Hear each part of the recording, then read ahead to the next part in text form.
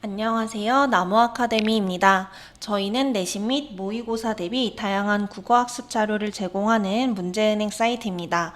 오늘은 중1 2학기 미래앤민 3단원의 단어의 짜임과 세말에 대해서 함께 공부해 보도록 하겠습니다.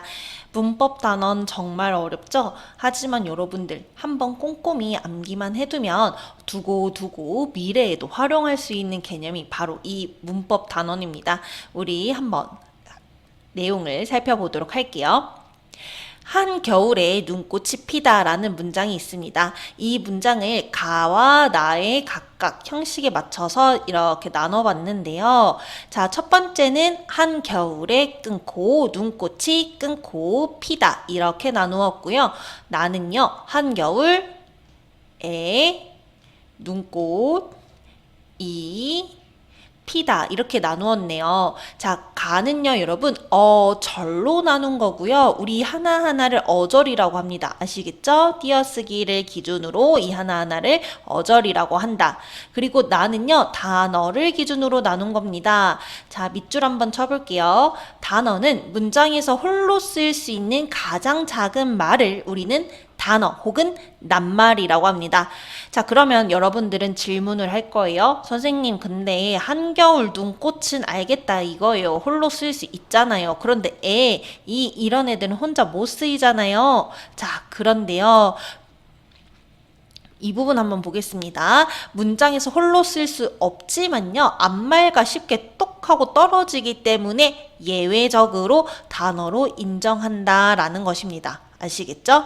그렇기 때문에 이런 에와 이 같은 조사와 피다와 같은 단어가 있다라는 거 확인해 주시면 좋겠고요. 자, 우리는 이 단어를 조금 더 작게 나눠 볼게요.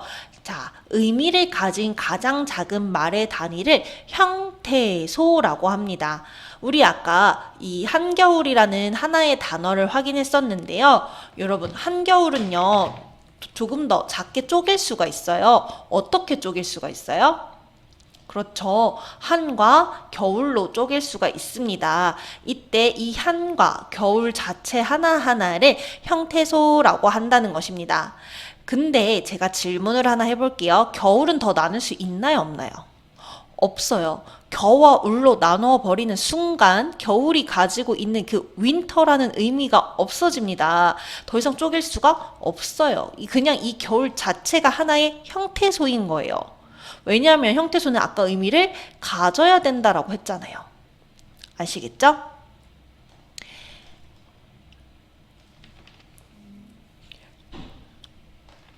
그렇다면 눈꽃이 활짝 피다라는 문장을 한번 나누어 볼게요. 먼저 단어로 나누어 봅시다. 그렇다면 우리는 눈꽃 나눌 수 있고요. 아까 이와 같은 조사는 홀로 쓸 수 없지만 앞말과 쉽게 분리되기 때문에 단어로 인정된다라고 했어요. 이 단어 하나, 활짝 그리고 피다 이렇게 단어로 나눌 수가 있겠고요.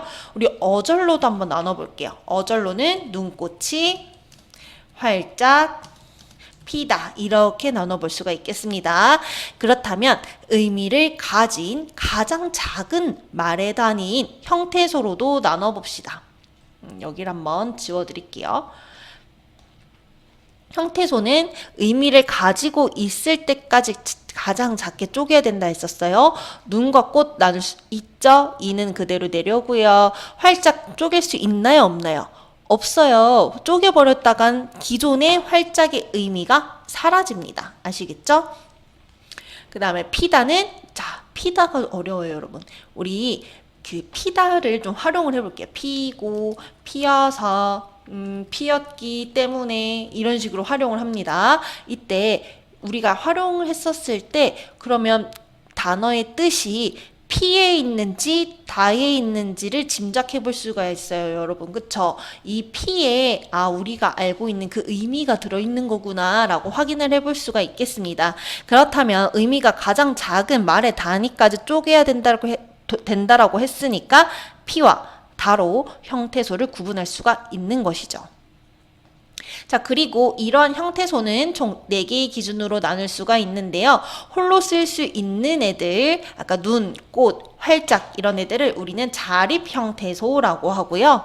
조사 이 혹은 아까 피다에 있었던 피와 다는 홀로 쓸 수 없고 앞말에 붙어 쓰거나 뒷말에 붙어 써야 되기 때문에 우리는 의존 형태소라고 합니다. 그리고요, 어떠한 실질적인 의미가 있는 형태소를 우리는 실질 형태소라고 합니다. 눈과 꽃, 활짝, 그리고 피다에서의 피가 이러한 실질 형태소에 해당이 되고요. 문법적인 의미만을 나타내는 형태소를 형식 형태소라고 한다는 거 확인해 주시면 좋을 것 같습니다. 꼼꼼하게 암기를 해주셔야 돼요. 자, 그런데 여러분, 우리 아까 앞서서 살펴봤었던 한겨울이라는 단어 있잖아요. 중심 부분이 한에 있는 것 같나요? 겨울에 있는 것 같나요? 네, 맞습니다. 바로 겨울에 있죠. 우리 이렇게 의미의 중심 부분을 어근이라고 하거든요. 네, 어근이라고 하고요. 이렇게 한처럼 어근에 붙어서 뭔가 특별한 의미를 더해주거나 문법적 기능을 더해주는 애들을 우리는 접사라고 해요. 아시겠죠? 자, 우리는 이 어근과 접사의 뭔가 결합의 형태에 따라서 단어를 분류하는 연습을 해볼 건데요. 우선 첫 번째입니다. 하나의 어근으로만 이루어진 단어를 우리는 단일어라고 하고요. 그리고 이 2개 이상의 어근이 결합해서 만들어진 애들을 복합어라고 합니다. 이때 어근과 어근끼리만 합쳐진 애들을 합성어라고 하고요. 접사가 섞여서 만들어진 단어들을 우리는 파생어라고 합니다. 아시겠죠? 너무 처음 보는 생소한 개념들이 갑자기 쏟아져서 우리 학생들 많이 힘들 것 같아요. 하지만 할 수 있습니다. 외워주셔야 됩니다. 자, 아까 한번 배웠던 개념을 한 번 더 정립을 해볼게요. 단어는요, 뜻을 가지고 있는 가장 작은 형태인 형태소로 나눌 수 있다라고 했고요.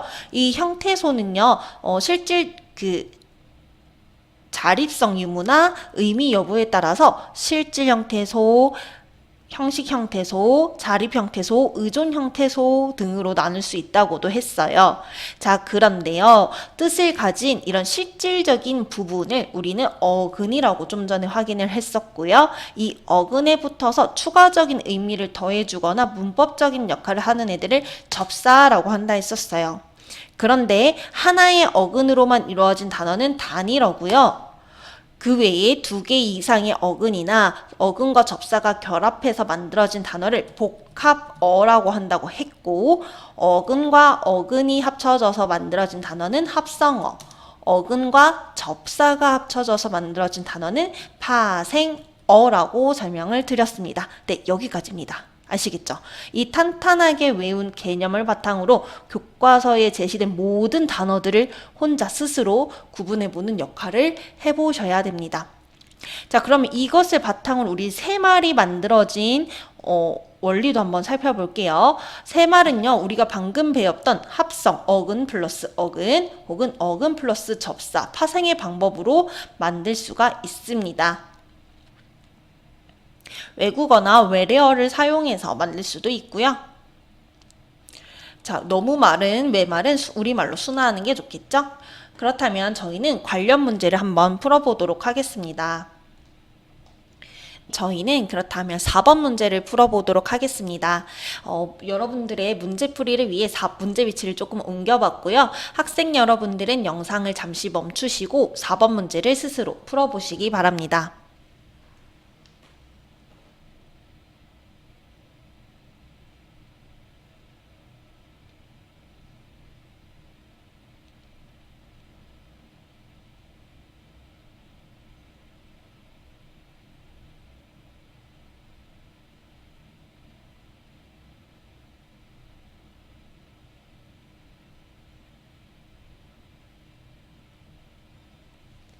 네, 문제를 잘 풀어보셨네요.